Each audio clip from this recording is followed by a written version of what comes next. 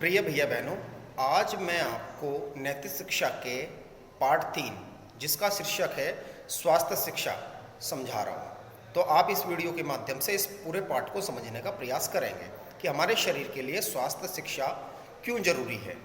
कुछ मैं टॉपिक और पॉइंट्स बताऊंगा जिनको करने से आप अपना स्वास्थ्य बहुत अच्छा रख सकते हैं। हमारा शरीर 5 तत्वों से मिलकर बना है: मिट्टी, जल, अग्नि, आकाश और वायु। प्रकृति द्वारा प्रदत्त 8 ऐसे चिकित्सक बताए गए हैं, चिकित्सक की संज्ञा देता हूं मैं, जिनको करने से हम अपना स्वास्थ्य बहुत अच्छा रख सकते हैं। वे 8 कौन कौन से हैं?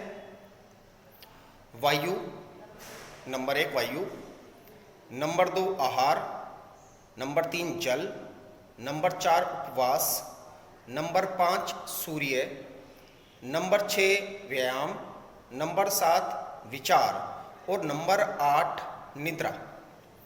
अब इन 8 टॉपिकों को मैं अच्छी तरीके से समझा रहा हूं, तो आप ध्यानपूर्वक समझें। नंबर 1 है वायु। अच्छी वायु का हमारे शरीर के लिए बहुत उच्च स्थान है। प्रातःकाल हम अगर घूमें, भ्रमण करें, सैर करें और उस प्रातःकाल की अमृत वेला में अच्छी वायु ग्रहण करें तो वो हमारे स्वास्थ्य के लिए सबसे ज़्यादा उपयुक्त है। इसमें ये कहा गया है कि प्रातःकाल जो प्राणी अपने शरीर को स्वस्थ रखने के लिए घूमता है अर्थात सैर करता है, तो उसे कौन कौन से फायदे होते हैं। जैसे उसका मन प्रसन्नचित रहता है, उसका शरीर हल्का होता है, उसके लंग्स, उसके फेफड़े सबल बनते हैं। नंबर 2 पॉइंट है आहार अर्थात न्यूट्रिशन, जिसे हम सामान्य भाषा में कहते हैं भोजन। हमेशा हमें सात्विक और घर का बना हुआ भोजन करना चाहिए और गरिष्ठ अर्थात तले हुए भोजन से बचना चाहिए। ये इस पॉइंट में है। और अच्छी भूख लगने पर ही हमें भोजन करना चाहिए। हमें भोजन कैसा करना चाहिए? हमें ऐसा भोजन करना चाहिए जो आसानी से, सुगमता से पच जाए। अगला पॉइंट है जल। जल हमारे शरीर की रक्षा करता है। हमारे शरीर का जो निर्माण हुआ है उसमें जल का भी एक महत्वपूर्ण स्थान है। लगभग 70% हमारे शरीर में जल होता है। तो जल हमें कैसा पीना चाहिए? प्रातःकाल सूर्योदय से पूर्व उठने पर हमें जल का सेवन करना चाहिए। मौसम के अनुसार, जैसे ग्रीष्म ऋतु में घड़े में रखा पानी पीने से हमारा शरीर अच्छा होता है, हमारा डाइजेस्टिव सिस्टम अच्छा होता है। और तांबे युक्त या कांसे युक्त पात्र में पानी पीने से हमारा शरीर बहुत अच्छा होता है। भोजन करने से 1 घंटा पूर्व हम पानी पी सकते हैं और भोजन करने के 2 घंटे बाद हमें पानी पीना चाहिए। अगला पॉइंट जो है वो है उपवास, जिसे हम सामान्य भाषा में फास्ट कहते हैं कि आज मैंने फास्ट रखा है। उपवास का भी हमारे शरीर में बहुत महत्वपूर्ण स्थान है। अगर हम ज़्यादा उपवास ना रखें, सप्ताह में 1 दिन रखें उपवास और एक समय भोजन करें, तो हमारी जो आंतें हैं वो अच्छी तरीके से सुचारू रूप से कार्य करती हैं। जो बचा हुआ अवशेष भोजन है वो पच जाता है, उसकी साफ सफाई हो जाती है। साथ ही हमें अगर एक समय भोजन नहीं करना तो ये प्रयास करना चाहिए कि हम उस दिन भोजन ना करें। एक दिन हम सप्ताह में ऐसा रखें कि हम उस दिन भोजन ना करें। इससे क्या होगा? हमारा डाइजेस्टिव सिस्टम बहुत अच्छा हो जाएगा और हमें विभिन्न प्रकार के रोग नहीं होंगे। अगले पॉइंट पर बढ़ते हैं। अगला पॉइंट है सूर्य।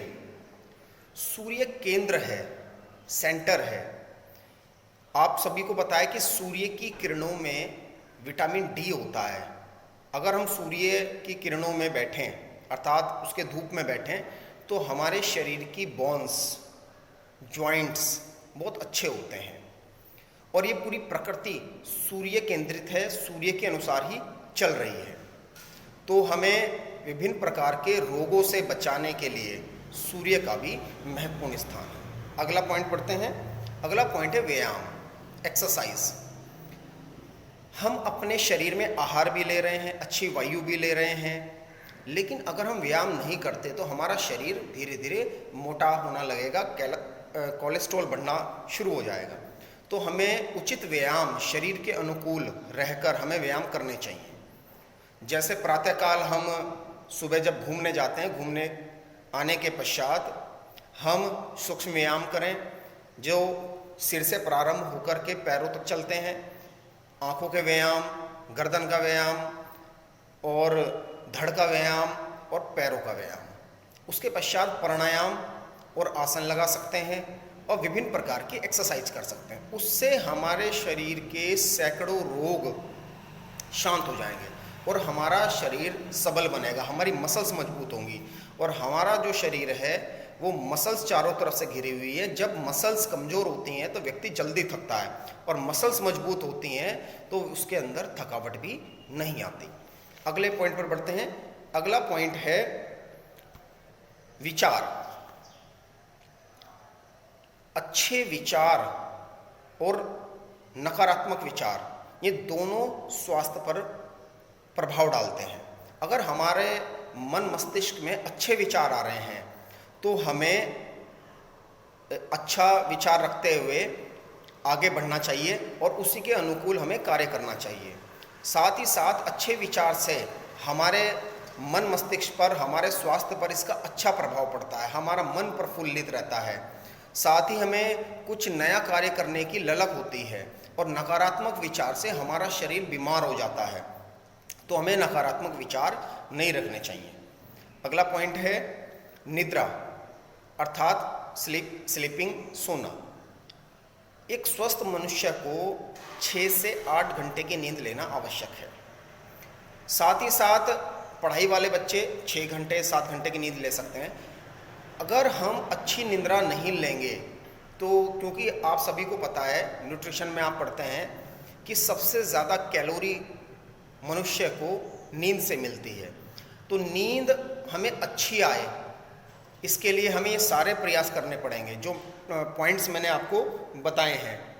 साथ ही साथ निद्रा से क्या क्या और लाभ हो सकते हैं, जैसे नए कार्य करने की हमें शक्ति मिलती है, हमारी आयु बढ़ती है, अर्थात आयु बल बढ़ता है, और सिर के रोग, आलस्य, रक्त विकार जैसे रोग ये सब दूर होते हैं, और हमारी मन तथा इंद्रियों को विश्राम मिलता है। तो ये कुछ टॉपिक मैंने इस पाठ में बताने का प्रयास किया है। आप सभी इस पूरे पाठ को सर्वप्रथम पढ़ेंगे। मैं एक PDF फाइल भेज रहा हूँ, उस PDF फाइल में इस पूरे पाठ की फ़ोटो, प्रश्न उत्तर हल करके दिए हुए हैं। तो आप सबसे पहले इस पाठ को पढ़ेंगे, फिर अपनी कॉपी में इसके प्रश्न उत्तर नोट करेंगे सुंदर लेख में, और कोई भी समस्या आने पर आप मुझे फ़ोन करेंगे। अब आगे मिलते हैं नेक्स्ट चैप्टर के लिए। धन्यवाद।